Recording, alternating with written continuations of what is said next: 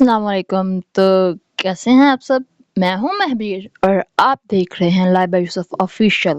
حاضر ہے آپ کی خدمت میں لیکن ان کا نیا شاہکار خاموشی میں کہیں گئی باتیں۔ از قلم لائبہ یوسف مکمل ناول ہے اور بازار اب ناول پہ شائع ہوا ہے، یا آپ پڑھتے ہی رہے ہوں گے، تو ناول پہ آتے ہیں سیدھا۔ شام کی ہلکی ہلکی روشنی کھڑکی کے شیشوں سے اندر اتر رہی تھی۔ عائشہ میز کے پاس بیٹھی کتاب کھولے بیٹھی تھی، مگر نظر الفاظ پر نہیں ٹھہرتی تھی۔ باہر صحن میں نیم کا درخت ہوا کے ساتھ ہل رہا تھا، جیسا کسی انجانی بات کی طرف اشارہ کر رہا ہو۔ آج پھر وہ آیا تھا، وہ احمد جسے وہ برسوں سے جانتی تھی مگر کبھی پوری طرح سمجھ نہ سکی تھی۔ کچھ لوگ ہوتے ہیں جنہیں ہم جانتے بھی ہیں مگر وہ اکثر انجان بھی ہوتے ہیں۔ احمد کا شمار بھی انہی لوگوں میں ہوتا تھا۔ احمد اس کے والد کا شاگرد رہ چکا تھا، باوقار، کم گو اور اپنی آنکھوں میں عجیب سی سنجیدگی لیے ہوئے۔ ابا کہتے تھے وہ بہت بولتا ہے، مگر عائشہ نے اسے ہمیشہ سنجیدہ ہی پایا تھا۔ وہ جب بھی آتا گھر میں ایک الگ سی خاموشی چھا جاتی، جیسے سب کچھ ٹھہر گیا ہو۔ عائشہ کو یہ خاموشی عجیب طرح سے اچھی لگتی تھی، جیسے یہ خاموشی چاہتی تھی کہ وہ احمد کے ہر لفظ کو حفظ کر لے، مگر وہ بولتا ہی الفاظ اتنے تھا کہ انسان کو حفظ ہو جاتے تھے۔ عائشہ کے ابا احمد پر آنکھ بند کر کے اعتبار کرتے تھے۔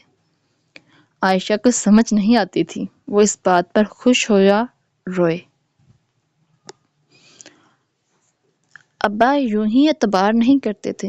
کچھ لوگ اس قابل ہوتے ہیں جن پر انسان ہر حالت میں یقین کر لیتا ہے، جن کے بارے میں الہام ہوتے ہیں۔ احمد اس کے اور ابا کے لیے ویسا ہی تھا۔ وہ آتا تھا، ابا کا پیغام یا سامان پہنچاتا اور چلا جاتا۔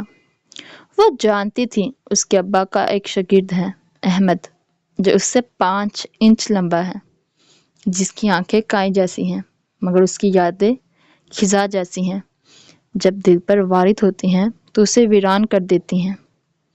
جو سلائی تو شلوار قمیض کرتا ہے مگر خود پہنتا نہیں۔ اس نے جب بھی احمد کو دیکھا تھا ٹراؤزر اور شرٹ میں ہی دیکھا تھا۔ وہ نہ موٹا تھا نہ پتلا، اس لیے اس پر جچتا بھی تھا، جو نظر جھکا کر رکھتا تھا۔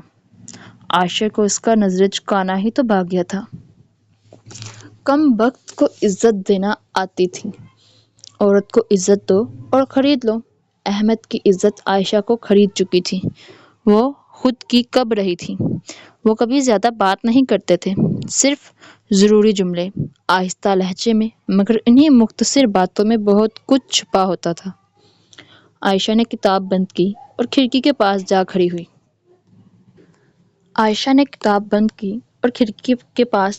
ہوئی۔ احمد صحن میں کھڑا ابا سے بات کر رہا تھا۔ اس کے چہرے پر وہی مانوس سنجیدگی، مگر آج کچھ مختلف تھا۔ شاید آنکھوں میں کوئی سوال تھا یا فیصلہ۔ عائشہ نے خود کو سمجھایا تھا، یہ سب وہم ہے، مگر دل کہاں مانتا ہے؟ دل تو بس اپنی کہتا ہے۔ سائنس کہتی ہے کہ دل صرف خون صاف کرتا ہے، مگر یہ محبت دل کو ہر دھرمی بنا دیتی ہے۔ محبت اس دل میں جذبات بنا دیتی ہے۔ احمد کی آنکھیں بولتی تھیں، عائشہ کا دل سنتا تھا، مگر وہ انجان بن جاتی تھی، بالکل ویسے جیسے وہ نظریں جھکا کر انجان بن جاتا تھا۔ احمد کے لیے عائشہ صرف ایک شاگرد کی بیٹی نہیں تھی، وہ اسے اس دن سے جانتا تھا جب وہ چھوٹی سی بچی ہوا کرتی تھی، جب وہ فراک پہن کر استاد کے لیے کھانا لاتی تھی اور ضد کر کے انہیں ساتھ گھر لے جاتی تھی۔ اس نے فراک سے دوپٹے سے عبایا تک کا سفر دیکھا تھا، پھر اس نے دکان پر آنا بند کر دیا۔ وہ بڑی ہو گئی تھی۔ احمد پہلے لاپرواہ ہوتا تھا، بہت بولتا تھا۔ کسی وقت میں وہ دونوں دوست ہوتے تھے، مگر عمر کے ہندسے بڑھتے گئے اور احمد بھی بدل گیا۔ احمد جو شوخ اور مسخرہ ہوا کرتا تھا، وقت کے ساتھ اس کے انداز بدل گئے تھے۔ وہ ہنسنا کم، سوچا زیادہ کرنے لگا تھا۔ اس کی خاموشی میں بھی ایک گہرائی تھی۔ احمد نے کبھی اپنی حد سے قدم نہیں بڑھایا۔ اس کی حد صحن کی وہ دہلیز تھی جس سے کمرے شروع ہوتے تھے وہ جانتا تھا کچھ رشتے لفظوں کے محتاج نہیں ہوتے، مگر ان کی ذمہ داریاں بہت ہوتی ہے۔ وہ جب بھی عائشہ کو کتاب پڑھتے دیکھتا، دل میں ایک عجیب سا سکون اتر آتا تھا، جیسے زندگی کی ساری تھکن اسی منظر میں سمٹ گئی ہو۔ کوئی پڑھتے ہوئے اس قدر معصوم کیسے لگ سکتا ہے؟ پھر خود سے اتنا لاپرواہ کیسے ہو سکتا ہے؟ اس نے کئی لمحے عائشہ کو دیکھا تھا اور یاد کے پنوں میں محفوظ کر لیا تھا۔ اس سے آگے وہ سوچ بھی نہیں سکتا تھا۔ وہ اس کے استاد کی عزت تھی جو احمد کو جان سے پیاری تھی۔ اس کی ذات پر احمد کی وجہ سے حرف آئے، اس سے اچھا نہیں احمد مر جائے۔ اسے وہ دن بھی یاد تھا، وہ بارش کا دن۔ آسمان جیسے برسوں کا بوجھ اتار رہا تھا۔ عائشہ چھت پر کھڑی بارش دیکھ رہی تھی۔ اچانک سیڑھیوں کی طرف قدموں کی آہٹ آئی۔ احمد تھا۔ آپ یہاں؟ عائشہ کے منہ سے بے اختیار نکلا تھا۔ احمد نے ہلکی مسکراہٹ کے ساتھ کہا، ابا کے سب شاگرد نیچے آئے تھے، ابا نے دعوت کی تھی، اس کا کام نہیں تھا، وہ چھت پر چلی گئی تھی۔ پھر بارش، اس تنہائی میں بارش اسے بہت اپنی سی لگتی تھی، جیسے سارے غم بہا لے جاتی تھی۔ بارش بہت تیز ہے، نیچے سب بھیگ گئے ہیں۔ ان کے درمیان خاموشی کا وقفہ آیا تھا۔ یہ وقفہ نہ سکون تھا نہ تکلیف، یہ احساس سمجھ سے بالاتر تھا، کچھ اجنبی سا۔ بارش کی آواز دونوں کے درمیان بہنے لگی تھی۔ آپ کو بارش پسند ہے؟ عائشہ نے پوچھا۔ ہاں، کیونکہ بارش میں سب کچھ سچ لگتا ہے۔ احمد کی آواز میں ٹھہراؤ تھا۔ عائشہ نے اس کی طرف دیکھا۔ سچ؟ جی۔ بارش میں کوئی دکھاوا نہیں ہوتا۔ یہ جملہ عائشہ کے دل میں کہیں گہرائی تک اتر گیا تھا۔ وہ اسے بتانا چاہتی تھی کہ بارش میں دکھاوا نہیں، پردہ ہوتا ہے، بے آواز آنسوؤں کا پردہ۔ مگر ان میں کوئی تکلیف تعلق نہیں تھا جو وہ ہر بات بول دی جائے۔ اس کا دل چاہتا تھا وہ کسی کو سب بتا دے، ابا کو یا ابا کے شاگرد کو، مگر کس حق سے؟ کس حق سے وہ بتا دے کہ جب وہ گھر میں اکیلی ہوتی ہے تو یہ دیواریں اسے کاٹ کھانے کو دوڑتی ہیں، دروازے پر دستک اسے غیر محفوظ کر دیتی ہیں، ٹی وی پر خبریں اسے ڈرا دیتی ہیں، کسی غیر کا دروازے پر ہونا اسے سہما دیتا ہے، مگر بات وہیں ختم ہو جاتی تھی۔ کس حق سے؟ وہ ابا کو پریشان نہیں کر سکتی تھی۔ اس عمر میں یہ واہمے تو ہو جاتے ہیں، مگر اسے مضبوط بننا تھا، اپنے ابا کی طرح بہادر اور مضبوط بننا تھا۔ وہ آج نہیں تھی، مگر ایک دن وہ مضبوط بن جائے گی، اسے یقین تھا۔ وقت گزرتا گیا، باتیں کبھی زیادہ نہ ہوئیں، مگر احساس گہرے ہوتے گئے۔ پردہ تو ان میں بھی تھا، دروازے پر لگا وہ کیسری رنگ کا پردہ جس کے پار سے اس نے کئی دفعہ احمد کی آواز سنی تھی، جس سے کئی دفعہ بس اس کا ہاتھ اندر آتا تھا، جس میں ابا کا دیا سامان ہوتا تھا۔ احمد نے کئی دفعہ اس پردے کے پار سے الفاظ سنے تھے، کون ہے؟ اور احمد نے کئی دفعہ وہی جواب دیا تھا، میں احمد، مجھے استاد نے بھیجا ہے، یہ سامان پکڑ لیں۔ وہ سامان پکڑتی اور احمد چلا جاتا تھا۔ عائشہ کو وہ دن بھی یاد تھا جس دن ابا اسے لینے نہیں آئے تھے۔ وہ کالج کے نیلے گیٹ کے آگے کھڑی رو دینے کو تھی۔ بہادری کا دکھاوا کرنا بھی دل چیرنے کے برابر ہوتا ہے۔ وہ بہادر باپ کی بیٹی تھی، مگر وہ بہادر نہیں تھی۔ مگر وہ پردہ رکھ لے گی، اپنی بہادری کا پردہ۔ گارڈ کئی دفعہ اسے جانے کو کہہ چکا تھا۔ ابا کا فون بن جا رہا تھا، اس کے دل میں ہول اٹھ رہے تھے۔ پھر طوفانی بارش۔ وہ کالج کے اندر ہی تھی، مگر بوچھار سے اس کا عبایا بھیگ چکا تھا۔ ابا نے کبھی فون بند نہیں کیا، وہ کبھی اس کے معاملے میں غافل نہیں رہے۔ پھر آج ابا کہاں تھے؟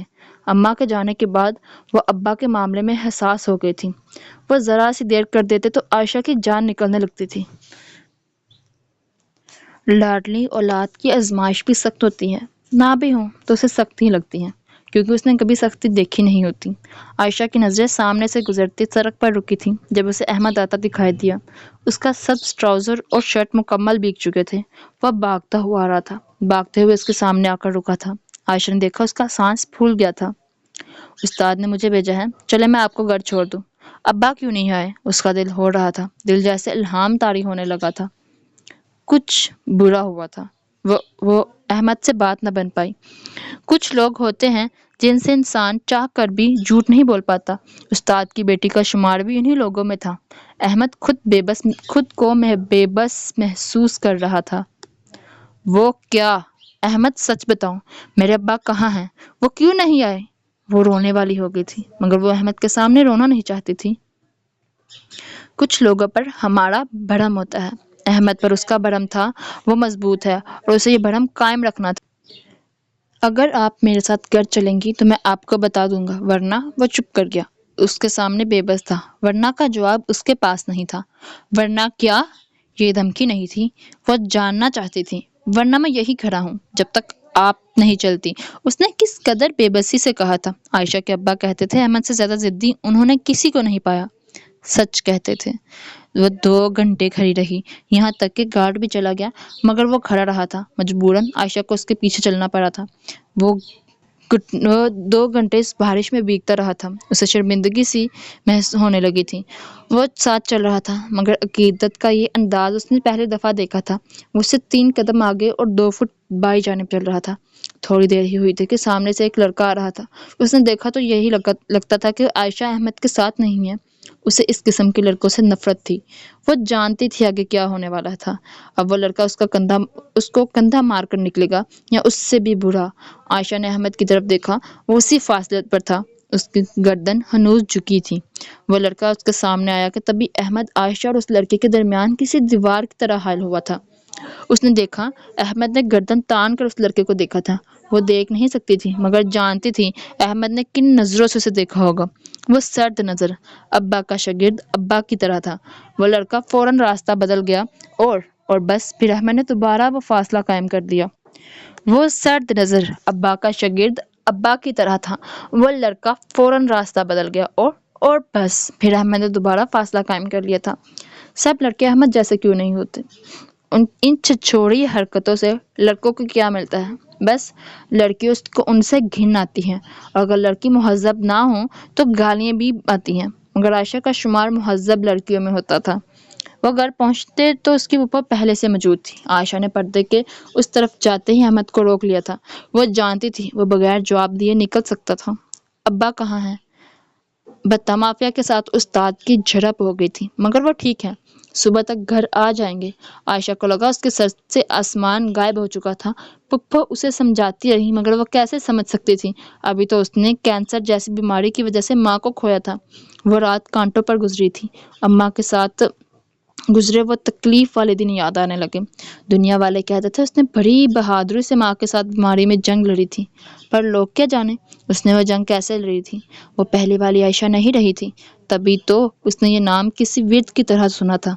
احمد، وہ خاموش فرد تھا جو ان کے ساتھ اس بیماری سے لڑا تھا، وہی تھا جو ابا کی ایک کال پر آدھی رات کو آ جاتا تھا۔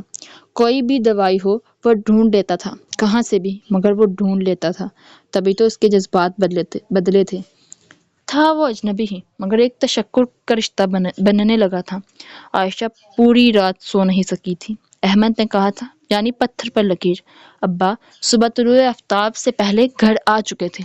سینے پر زخم گہرا تھا، مگر سد شکر کہ اتنا نہیں کہ کسی اعضاء کو نقصان پہنچتا۔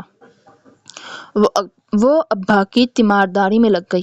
پھر ابا بھی جیسے اسی کا دل رکھتے تھے۔ ان کی زبان پر بھی بس ایک ہی نام تھا، احمد۔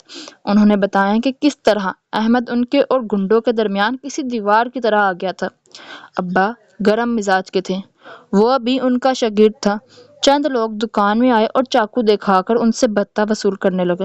ابا نے پہلے بات کرنی چاہی، مگر جب وہ گالیاں دینے لگے تب ابا نے کینچی کا سکرو نکال کر اس کے 2 حصے کیے اور ساتھ پولیس کو کال کر دی۔ تمام کارروائی کیونکہ پولیس سن رہی تھی، اس لیے یہ سیلف ڈیفنس کا کیس بن گیا۔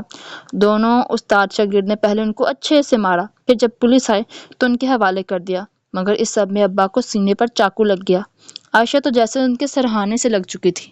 ابا 5 دن گھر رہے۔ احمد گھر نہیں آیا تھا، مگر وہ فون کرتا تھا اور دن میں ایک دفعہ کچھ نہ کچھ کسی لڑکے کے ہاتھوں بھجوا دیتا تھا۔ وہ بھی جانتا تھا استاد خوراک کے معاملے میں کس قدر چور ہے۔ دکان کی تمام ذمہ داری احمد کے سر آ گئی تھی۔ پھر ابا ٹھیک ہو گئے اور وہ دکان پر جانے لگے۔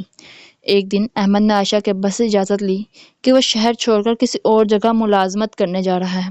عائشہ کو یہ بات سن کر جیسے کسی نے خاموشی سے دل پر ہاتھ رکھ دیا ہو۔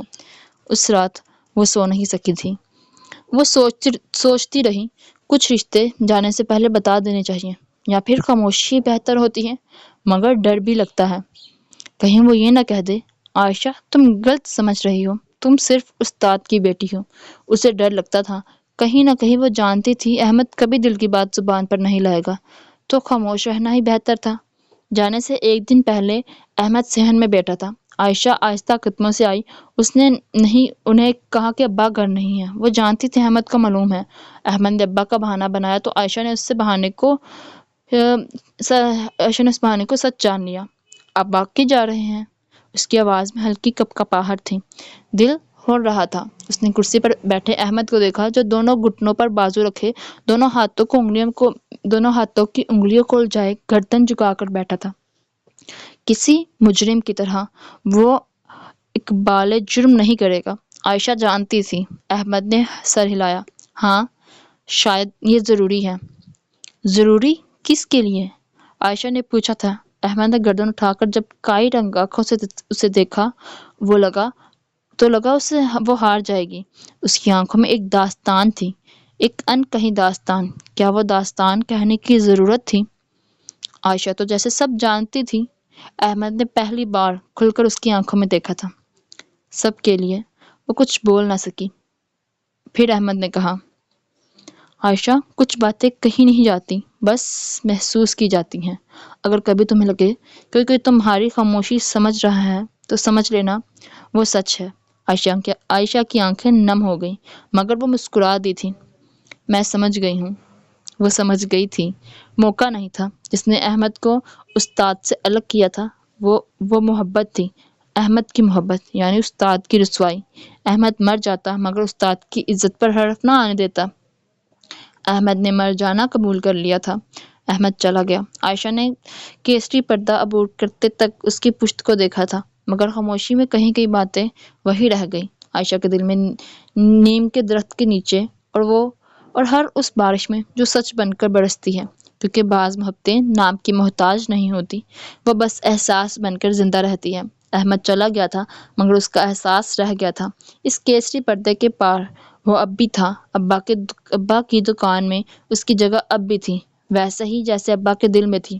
بس یہ جگہ اتنی نہ تھی کہ ابا ذات کے باہر جا کر اپنی بیٹی دے دیتے۔ وہ ابا تھے۔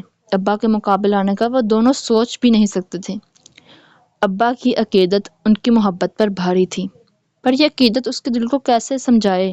جیسے ابا کے کسی اور شاگرد پر اعتبار نہیں تھا۔ دل جسے ہر بارش میں لگتا تھا کہ احمد ان سیڑھیوں سے ابھی اوپر آ جائے گا۔ دل جسے لگتا تھا کہ ہر مشکل میں ابا کے سامنے وہ ڈھال بن کر آ جائے گا، پر دماغ جانتا تھا وہ نہیں آئے گا۔ کچھ لوگ ہوتے ہیں جو کم بولتے ہیں، جو چپ رہتے ہیں، مگر ان کی خاموشی بولتی ہے۔ وہ احمد کی خاموشی آج بھی سنتی تھی۔ شکریہ۔ مجھے امید ہے آپ سب کو یہ ناول پسند آیا ہوگا، تو کامنٹ اور لائک بھی تو کر دیا کرے نا۔ نہ مجھے ویوز ملتے ہیں، نہ کامنٹس، نہ لائکس۔ آپ کو پتہ ہے کتنی مشکل ہوتی ہے ناول لکھنے میں، پھر اس کو پبلش کروانے میں، پھر اس کے بعد وائس اوور کرنے میں، اور پیچھے جو آپ شور سن رہے ہیں اس کو سن کے اندازہ لگا لیں کہ میں کیسے پھر وائس اوور کر رہی ہوں۔ تو برائے مہربانی like, comment and share and subscribe my channel, اور ایسے ہی اچھے اچھے ناولوں کے لیے دعا کرتے رہیں کہ اللہ مجھے لکھنے کی استطاعت دیتا رہے۔ بہت مشکل ہو رہا ہے آج کل لکھنا۔ اللہ حافظ۔